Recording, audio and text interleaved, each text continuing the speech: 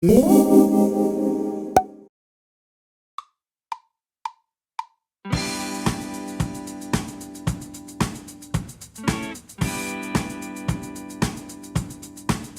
Ryan George, fellow freshman at UMKC. I'm a physics major, but I clearly have a passion in art. Art to me is extremely important because it's a way of expressing myself. For example, I do hands. Hands are known to be one of the most difficult things in art, at least what I've been told. Art to me is extremely important. It is both a getaway and an escape, and I love to express myself, and the best way for me is art. So as far as beginning art goes with my hands, this was actually my first hand I ever attempted. And I love looking back at it because I get to see my improvement and like the type of lines and style in it that I still use to this day. And even though this was drawn about 2 years ago, after the hundreds of more of hands, I've improved a lot. Whenever I was making hands in the first year and a half, because I started about 2 years ago, all I ever used was pen and ink and then sometimes graphite with pencils. And this piece right here, which is still unfinished, I started, I want to say 6 months to a year ago. I kind of forget when I started it, but this is the first hand I ever painted or started painting. And you can sort of see in this, since it's not finished, the processes that I make and the stages of painting that I do. And I usually start off with a light base color that's sort of uniform with the whole hand. And for this one, it was a light pinkish, with a little bit of red and purple tones in it. And then I'll start to actually go in depth, and that's the stage I'm on right now, is where I add a little bit of depth over here and right here with darker colors. And then I also did a little bit of highlights, and now I just have to go back and blend everything together. And then I always paint the hand first in most situations. Well, first the background, and then I'll paint the hand, and I'll paint miscellaneous stuff. And for this one, I still have to paint the sleeve on it, and then I just do all the processes over again, and then I also have to paint the paintbrush. And so it's pretty fun to do. There's a lot that goes into it. On a lot of artwork I make, I sort of repurpose canvases in the sense of I will start a painting and make a base, and then I decide I do not like it at all. I will hate something I make.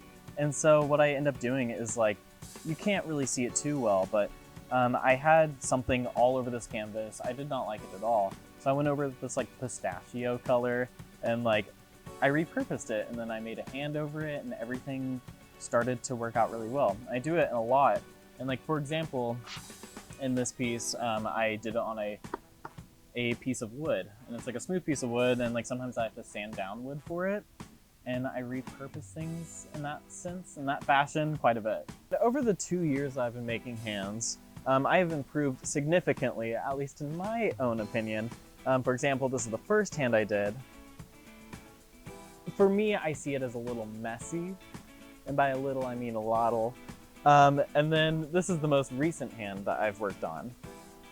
And artistically speaking, I've carried over a lot of things from this original hand, such as all my line work and everything I do in here, and all of this little almost unnecessary detail. I sort of stem back to all of this random lines, dots and stuff.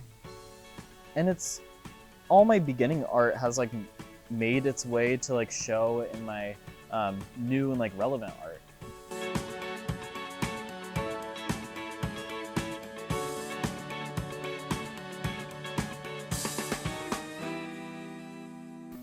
Let me take you on a journey through some of my hands.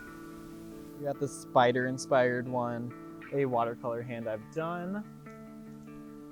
And then this is the only hand that I have ever made that isn't my own. And this is my mom's hand, because she challenged me, saying that all hands are the same looking. And I told her, no, Mom, all hands are not the same. We have different lines.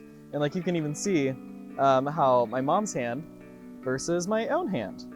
And it's this is a lot of detail work, and I focus on the lines of my hand versus when I focus on lines of my mom's hand. We have completely different lines. And a pen work hand I did, a hand where I was practicing shadow work and shadows.